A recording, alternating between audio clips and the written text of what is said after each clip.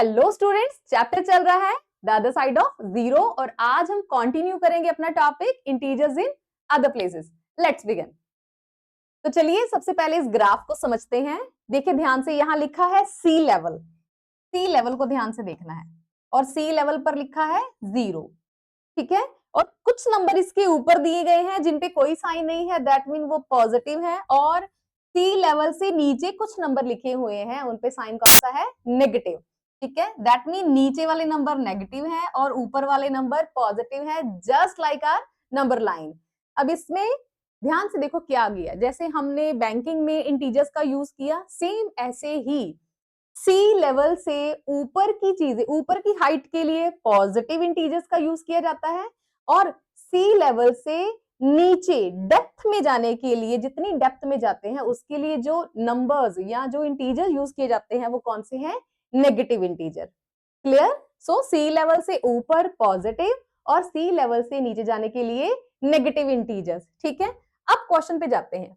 Looking at the geographical cross section, ये graph दिया गया है, ये अर्थ पे डिफरेंट पॉइंट्स है, जैसे ए पॉइंट है, ये बी, सी, डी, ई और एफ एंड जी, ये डिफरेंट पॉइंट्स हैं at the different heights. Fill in the respective height, उनकी हाइट बतानी है अकॉर्डिंग टू द ग्राफ। अब देखिए, जैसे सबसे पहले ए पॉइंट है, ए मुझे कहां नजर आ रहा है? बिल्कुल 1500 के सामने। देखो ये 1500 है, यहां पे ये पॉइंट कौन सा है? ए। ठीक है, तो ए के लिए हम उसकी हाइट क्या लिखेंगे? 1500। सेम, अब देखो ए के बाद नंबर आता है बी का, बी बिल्कुल यहां -500 के, ये जो लाइन जा रही है इसके ऊपर बी पॉइंट है, तो इसकी हाइट हम क्या लिखेंगे? -500 मीटर, क्योंकि ये बिलो द सी लेवल है, ये सी की डेप्थ में है, तो इसकी हाइट लिखते चले जाते हैं। ए का था 1500 मीटर, पॉजिटिव था, साइन लगाने की जरूरत नहीं है। बी के लिए उन्होंने पूछा है तो बी का हो जाएगा -500 मीटर।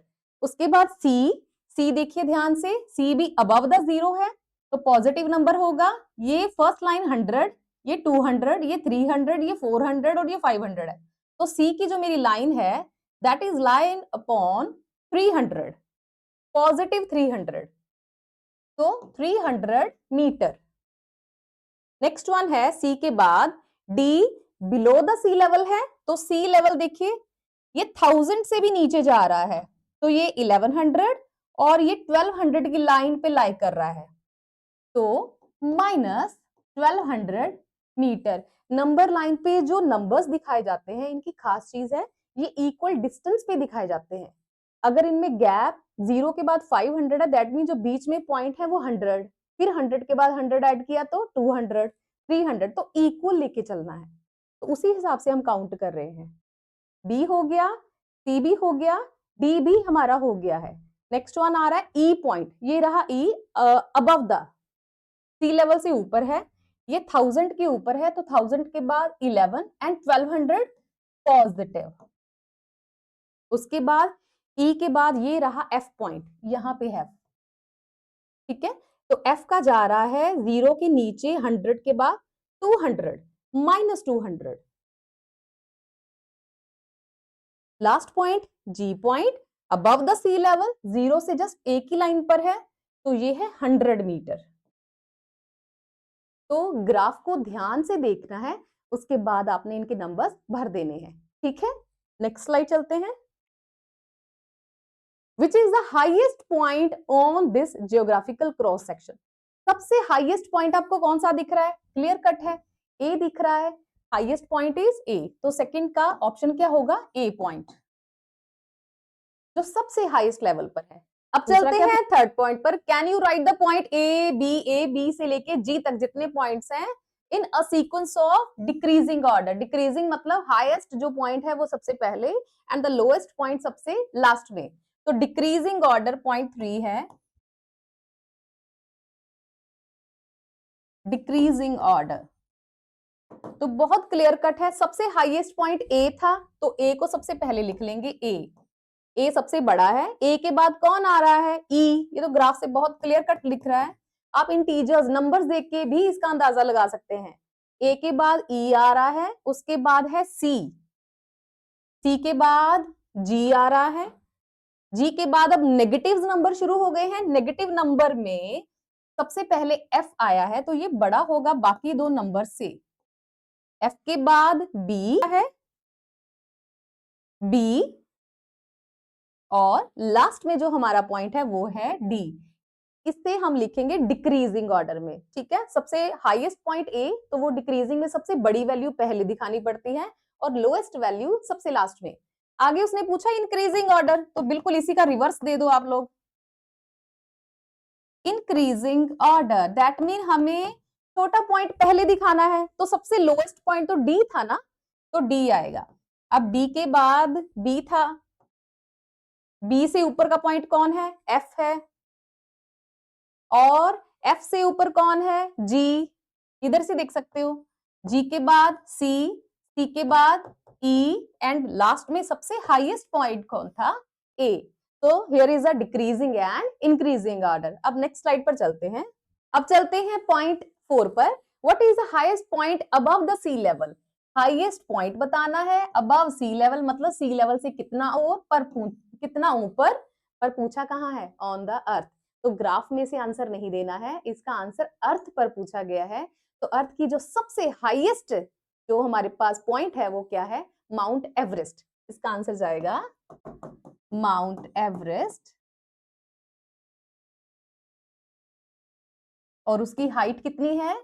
हाइट है 8,848 मीटर्स।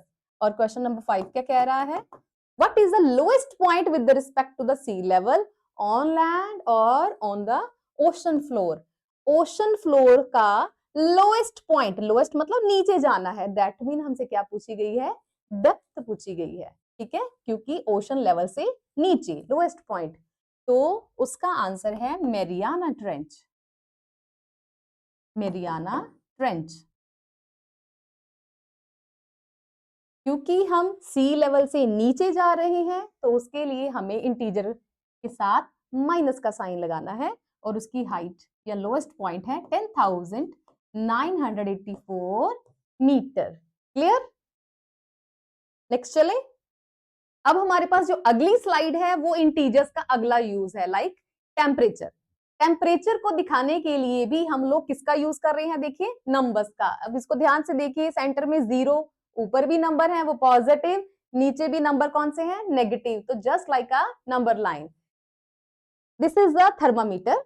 अब देखो गर्मियों में क्या सुनते हो आप लोग? जैसे टेम्परेचर 40 के पार जा रहा है तो गर्मी बढ़ रही है ना, तो हाईएस्ट टेम्परेचर को दिखाने के लिए पॉजिटिव नंबर्स, और जैसे जैसे टेम्परेचर डाउन आ रहा है, और देखो 0 को जैसे ही क्रॉस कर गया, यानी कि बहुत ठंड हो गई है, तो बहुत ज्यादा ठंडे टेम्परेचर को दिखाने के लिए नेगेटिव इंटीजर्स का यूज कर रहे हैं।